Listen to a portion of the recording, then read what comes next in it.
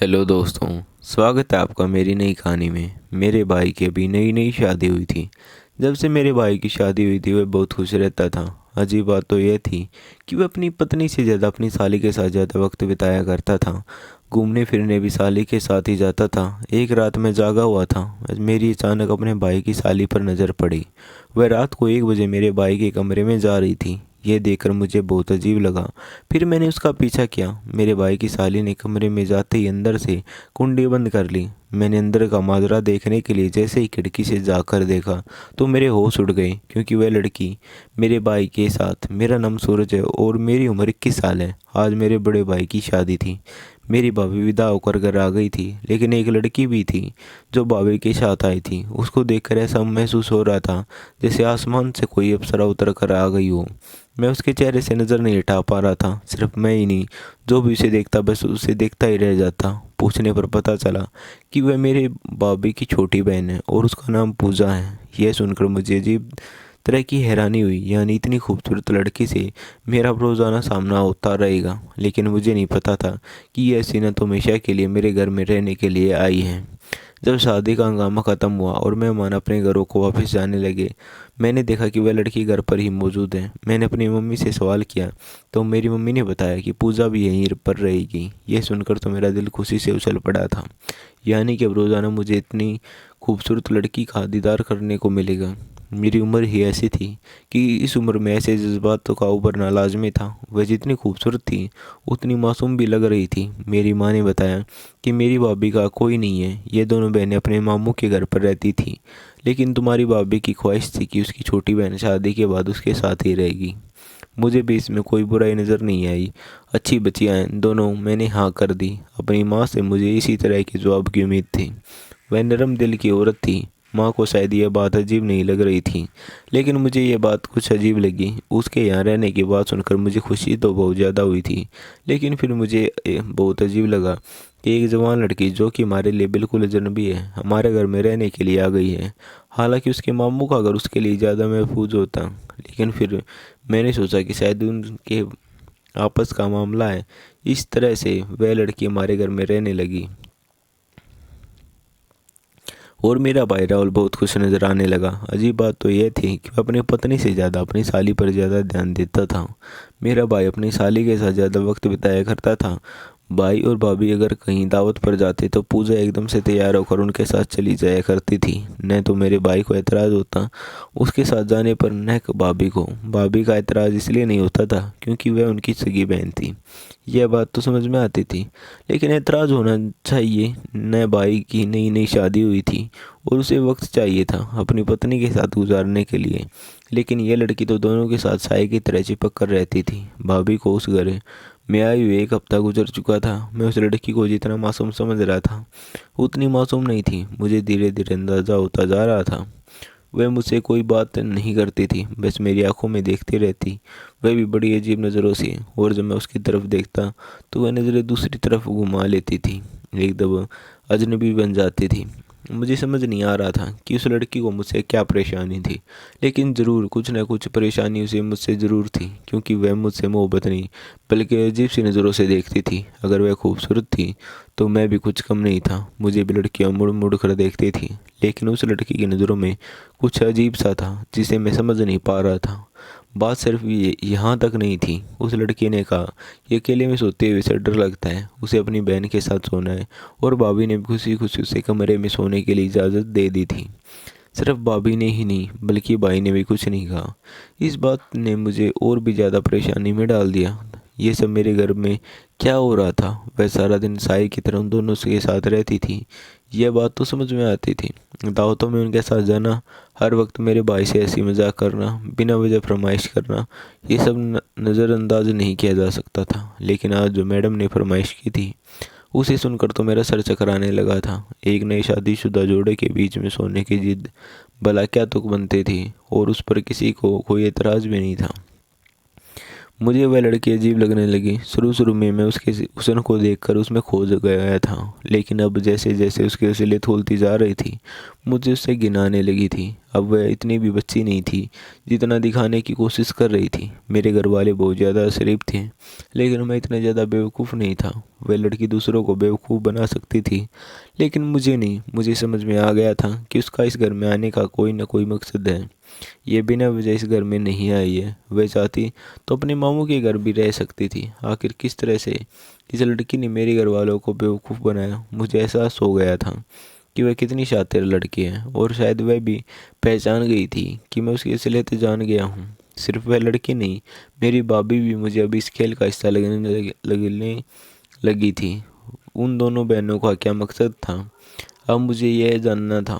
वरना वह अपनी बहन को समझा सकती थी कि नए शादीशुदा जोड़े की अपनी भी कोई प्राइवेसी होती है, लेकिन अपनी बहन को समझाने के बजाय भाभी उसे सह दे रही थी। शुरू में मुझे लगा कि दाल में कुछ काला है, लेकिन अब मुझे यकीन हो गया था कि यहाँ तो पूरी दाल ही काली है। एक दिन मैंने उसे अकेले जाते देखा, तेज तेज कदम उठाती हुई बाहर हॉल की तरफ जा रही थी कि मैंने उसका बाजू पकड़ लिया। उसने मुझसे कहा, ये क्या बदतमीजी है, आपको तमीज़ नहीं है? तो मैंने कहा कि बदतमीजी तो अभी मैंने की ही नहीं है। जिस दिन मैं तुम्हारे सिलित अपने घर वालों के सामने रख दूंगा, उस दिन तुम्हें पता चलेगा कि बदतमीजी होती क्या है। मैंने उसकी आंखों में देखते हुए कहा। उसने कहा, एकदम से अपना बाजू छुटाया और ये कहते हुए वहाँ से चली गई कि तुम मेरा कुछ भी नहीं बिगाड़ सकते। उसकी यह बात सुनकर तो मेरा शक यकीन में बदल गया था। मैंने तुम्हें सवा में तीर चलाया था कि आगे से क्या जवाब आता है, लेकिन मेरा तीर सीधा निशाने पर लगा था। यानी मैं उसके बारे में जो सोच रहा था वह सब सच था। अब उसकी और उसकी बहन की असलियत मुझे अपने घर वालों के सामने लानी थी। मैं फिर प्लान बनाने लगा। अपने दिमाग में सारी प्लानिंग करने के बाद मैं वैसा ही करने लगा जैसे मैंने सोचा था। वह लोग शाम को बाहर घूमने के लिए गए, तो मैं अपने भाई के कमरे में गया और मैंने खिड़की को इस तरह खोल दिया कि देखने वालों को यह लगे कि यह बंद है, और पर्दा गिरा दिया। अब मैं बाहर हॉल में की तरफ से आसानी से उस लड़की को देख सकता था। वो लोग रात देर से वापस आए और आते ही अपने कमरे में चले गए। मैं घर की लाइट बंद करने का इंतज़ार करने लगा ताकि सब घर वाले सो जाएं, और रात को 1 बजे तक सब सो चुके थे। मैं धीरे धीरे चलता हुआ हॉल की तरफ आया। हॉल के जलने वाला बल्ब मैंने सवेरे ही बंद कर दिया था। मैं उन दोनों बहनों को रंगे हाथ पकड़ना चाहता था। मैंने देखा कि भाई के कमरे की लाइट जो पहले बुझी हुई थी, अचानक से रात को 1 बजे फिर से जल उठी थी। मैं समझ गया कि यही मौका है। मैंने आहिस्ता आहिस्ता से खिड़की खोली और थोड़ा सा पर्दा सरका कर देखा। सामने का मंजर देखकर तो मेरी जान ही निकल गई। ये दोनों बहनें आखिर ऐसा कर कैसे सकती हैं? मुझे यकीन नहीं आ रहा था। भाभी तो मेरे भाई की पत्नी थी, लेकिन पूजा तो साली थी। वह दोनों मेरे भाई के साथ ऐसा कैसे कर सकती हैं? मुझे यकीन नहीं आया। मैंने अपनी जेब में हाथ डाला ताकि उनकी वीडियो बनाकर उन्हें रंगे हाथ पकड़कर अपने घर वालों को दिखा सकूं, क्योंकि मैं जानता था कि मेरे माँ बाप, मेरे भाई बहन कोई भी मेरा यकीन नहीं करेंगे। वह सब बहुत ही मासूम थे, इसलिए हर किसी को अच्छा इंसान समझते थे। मैं थोड़ा अलग माहौल में पला बड़ा था। बचपन से कॉलेज में रहा था।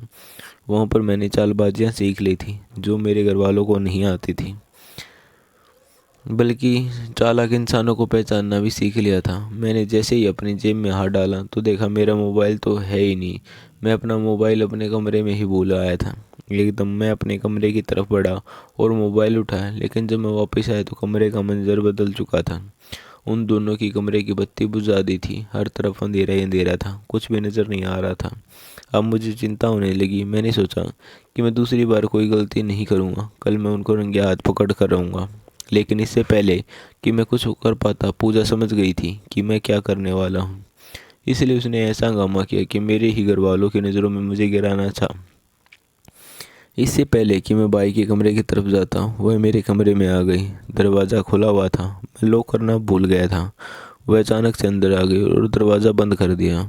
उसे ऐसा देखकर मैं समझ गया कि वह किसी गलती रास्ते से आई है। मुझे देखकर उसने कहा कि तुम हमारी वीडियो बनाना चाहते हो? तुम्हें क्या लगता है कि मैं तुम्हें देख नहीं रही थी? उसकी यह बात सुनकर तो मैं हैरान हो गया था। यानी कि उसने मुझे देख लिया था। इतनी शातिर लड़की थी वो, मेरी सोच से भी ज़्यादा। मैंने उससे कहा कि मेरे कमरे से बाहर निकल जाओ। तो उसने कहा, ऐसे तो नहीं जाऊंगी, हम तो डूबेंगे सनम, लेकिन तुम्हें भी साथ में लेकर डूबेंगे। ये कहने के बाद उसने अपने कपड़े फाड़ने शुरू कर दिए और अपने बालों को बिखेर डाला। इतना सब करने के बाद वह ज़ोर ज़ोर से चिल्लाने लगी, बचाओ बचाओ। उसकी इस हरकत पर मैं हैरान हो गया था। मुझे उससे इस तरह की उम्मीद बिल्कुल भी नहीं थी, लेकिन वह मुझे जानती नहीं थी। अगर वो चालाक थी तो मैं भी शातिर था, उसकी सोच से भी ज़्यादा 10 हाथ आगे था। उसकी चीख सुनकर सब घर वाले मेरे कमरे में आ गए और उसे पूछने लगे कि आखिर हुआ क्या है, तुम क्यों चीख रही हो। उसने बताया कि मैं उसकी इज्जत पर हाथ डालने की कोशिश कर रहा था और मेरे घर वालों ने एकदम से उस रोती हुई लड़की पर यकीन कर लिया। मेरे घर वाले मुझ पर गुस्सा करने लगे और मेरे भाई ने तो मुझे मारना भी शुरू कर दिया, लेकिन फिर मेरे पापा ने रोक लिया। मेरे पापा ने मुझे कहा कि अभी के अभी इस घर से निकल जाओ। मुझे तुमसे इस तरह की उम्मीद बिल्कुल भी नहीं थी कि तुम एक अनजान लड़की की इज्जत पर हाथ डालोगे। इस बच्ची को रहने के लिए जगह नहीं थी, इसलिए वह हमारे घर आकर रह रही थी, लेकिन इसका मतलब ये नहीं कि तुम उसके साथ इस तरह की हरकत करो। मुझे तुमसे ये उम्मीद नहीं थी। मेरे दूसरे बेटे तो इस तरह के नहीं थे, लेकिन तुमने शायद कॉलेज में रहकर ये सब सीख लिया है। पापा की इस बात को सुनकर मुझे बहुत दुख हुआ था। अब मुझे यह मामला खुद ही संभालना था। मैं पूरे तरीके से फंस चुका था, लेकिन मुझे पता था कि मुझे क्या करना है। मैंने कहा ठीक है, आप लोगों को अगर मेरा यकीन नहीं है तो न करें, लेकिन एक बार राहुल भाई के कमरे की तलाशी लेने दें, बल्कि आप खुद सब मेरे साथ चले। मैं सबको दिखाना चाहता हूँ। इसके बाद मैं खुद ही इस घर को छोड़कर चला जाऊंगा। मेरी समझ में आ गया था कि वे सारे सबूत मिटा चुकी होगी, लेकिन चोर चाहे कितना भी शातिर क्यों न हो, कोई ना कोई गलती ज़रूर करता है। मैं भी उनकी गलती को पकड़ने के लिए घर वालों के भाई के कमरे में ले गया। पूजा और भाभी दोनों को यकीन था कि उन्होंने सब कुछ पहले की से ठीक कर रखा है, लेकिन ये गलती थी जो उनसे हुई थी, जिसका उन्हें अंदाज़ा नहीं था। लेकिन मैंने वह गलती पकड़ ली। मैंने भाई से कहा कि भाई, रात को ये दोनों आपको बेहोश करती हैं, आप पर काला जादू करते हैं और घर में जितना कीमती सामान है, पैसे जेवरात, उन्हें बैग में डाल रही थी। मैंने अपनी आंखों से देखा है। आपको बेहोश करने के बाद ये सारा सामान बैग में डाल रही थी, लेकिन मैंने देख लिया था, इसलिए इन्होंने सबूत मिटा दिए। भाई ने कहा कि तुम्हारी बात पर मुझे यकीन नहीं है, ऐसा कुछ नहीं है। मैंने बेड के नीचे से वह कपड़ा उठाया और साथ ही बेहोशी की दवाई उठाई और घर वालों को दिखाया, जिसे देखकर भाभी और पूजा का रंग फीका पड़ गया। यही वह गलती थी जो उन दोनों ने की थी। भाई को बेहोश करने के बाद उन्होंने यह सब बेड के नीचे फेंक दिया था और मुझे पूरा यकीन था कि उन्हें यह सबूत मिटाना याद नहीं होगा। थोड़ी देर बाद ही मेरी सबसे बड़ी भाभी कमरे में आई और कहने लगी कि उनके सारे गहने कमरे से गायब हैं। मैंने कहा कि वह सारे जेवर इन दोनों बहनों के पास हैं, यकीन नहीं आता तो तलाशी ले लो। काफ़ी तलाशी लेने के बाद घर वालों को कुछ न मिला। फिर मैंने कहा कि घर में मौजूद जो पैसे आपने रखे थे वह भी देख लो कहाँ रखे हैं। मेरे पापा ने जहाँ अपने पैसे रखे हुए थे वहाँ देखा तो कुछ भी नहीं मिला। मैंने कहा कि ये सब कुछ इन दोनों बहनों की करामत है, रातों रात इन दोनों ने पैसे कहीं गायब कर दिए हैं। जब जेवर और पैसे घर वालों को नहीं मिले तो उन लोगों को भी शक हो गया। मैंने घर वालों से कहा कि कल रात मैंने इन दोनों को एक कारनामा करते हुए देख लिया था, जिसके बदले में पूजा मुझ पर इल्ज़ाम लगाकर मुझे इस घर से निकलवाना चाहती थी। आप लोगों ने रिश्ता करते वक्त एक बार भी नहीं सोचा कि किन लोगों से रिश्ता कर रहे हो। न जान न पहचान आप लोगों ने इस लड़की का हुस्न देकर शादी तो कर ली। मेरी माँ ने भी पूरे घर में तलाशी ली। घर में ना तो कोई जेवर था न कोई पैसा। उन्हें सारी बात समझ में आ गई थी। मेरे भाई ने कहा कि सब कुछ वापस कर दो, वरना भी पुलिस को फ़ोन करके तुम्हें पुलिस के हवाले कर देंगे। वे दोनों बहनें एक दूसरे को देखने लगी और समझ गई कि उन दोनों को चारों तरफ से मुसीबत ने घेर लिया है। अचानक पूजा मेरी माँ के पैर पकड़कर माफ़ी मांगने लगी और कहा कि यह सब कुछ करने के लिए उसे उसकी बहन ने उकसाया था। पूजा रोते हुए उसे माफ़ी मांग रही थी, लेकिन वह अब भी ड्रामा कर रही थी और मेरी भाभी फटी फटी आंखों से मुझे देख रही थी और अपनी छोटी बहन के इस कारनामे पर अफसोस कर रही थी कि जिसने सारे जुर्म अपनी बड़ी बहन पर डाल दिया था। खैर जो भी था, सच सब गए सामने आ चुका था। मेरी भाभी और पूजा कि मामू का एक क्रिमिनल गैंग था और जगह जगह उन दोनों बहनों की शादी के बहाने से भेजकर डाके डलवाया करता था, और हम जैसे सिर्फ इंसानों को ये लोग बेवकूफ़ बनाकर पहली शादी का ड्रामा रचाते थे और फिर चोरी करके यहाँ से भाग जाते थे। मेरे घर वालों ने पुलिस को खबर कर दी। पूजा और भाभी और उसके मामू को पुलिस ने गिरफ्तार कर लिया। उन लोगों ने अपना जुर्म स्वीकार किया। मैं ऊपर वाले का शुक्र अदा करता हूँ जो ऊपर वाले ने हमें इन लोगों से बचा लिया।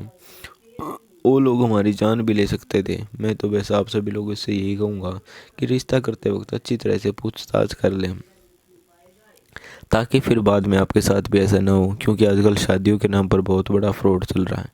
इसलिए आप सभी से गुजारिश है कि सावधान रहें। तो दोस्तों, ये थी आज की कहानी। क्या राय है हमें कमेंट में ज़रूर बताएं। वीडियो अच्छी लगी हो तो लाइक करें, शेयर करें, सब्सक्राइब ज़रूर कर लें।